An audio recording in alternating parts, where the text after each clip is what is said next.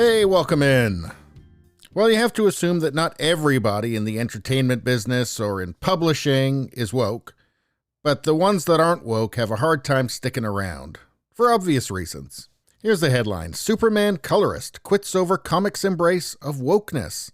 Tired of this shit. DC Comics recently announced that the phrase American Way would be taken out of Superman's slogan, because the people running DC are woke, and woke people hate the American way.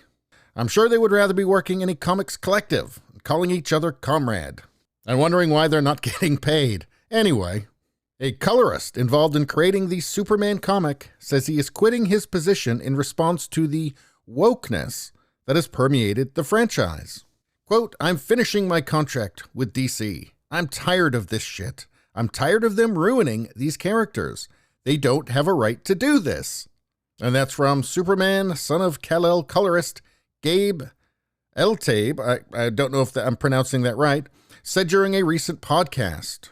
Quote, "What really pissed me off was saying truth, justice, and a better world. F that, it was truth, justice, and the American way. My grandpa almost died in World War II. We don't have a right to destroy shit that people died for to give us. It's a bunch of effing nonsense." Well, the thing is, the comic industry is in the process of getting woke and going broke, and they don't care. The people running it are just more concerned with pushing their weird woke narratives. And I'm afraid there's not room for people like this guy, this colorist. But anyway, DC Comics, the longtime publisher of Superman comics, recently announced that Superman's new slogan no longer states that the hero is fighting for truth, justice, and the American way, but now stands for truth, justice, and a better tomorrow.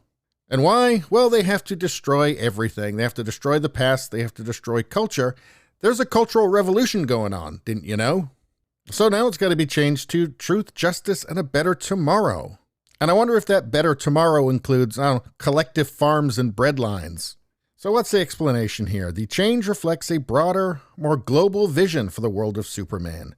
That's from Jim Lee, DC's chief creative officer and publisher. So what? It's globalization of Superman? Superman's an American hero. He should just remain an American hero. Should talk about the American way. But again, people running this stuff, they don't care about that. In fact, they don't even like it. Quote, "To better reflect the storylines that we are telling across DC and to honor Superman's incredible legacy over 80 years of building a better world, Superman's motto is evolving. And we're also changing his name to Super Commissar. And from now on, he's going to be focusing more on the means of production." I wouldn't be surprised. And you knew they weren't going to be done. In addition to the slogan change, DC Comics announced earlier this month that Superman will be introduced as bisexual in an upcoming comic. Now, they could just create another superhero that's bisexual. Isn't Deadpool bisexual, I think? And I'm sure there are tons of them now anyway. But that's never good enough. You have to take something that already exists, that's already popular, that has a long history, and then you have to warp it to conform to your ideology. That's if you're a leftist. I mean, is there anybody left in popular culture who's not one of the letters? Really? I mean, is there? I mean, not that there's anything wrong with that. So this colorist had a bit more to say on the matter after he quit over wokeness. Quote, "They call us bigots and racist and shit. I would ask them, find me in the effing mainstream, not on the fringes. One effing book, one effing t-shirt, one movie that says leftism is bad and conservatism is good. Find it for me. They effing won't. They're not letting people have a voice. They're the effing bigots." And I find nothing there to disagree with.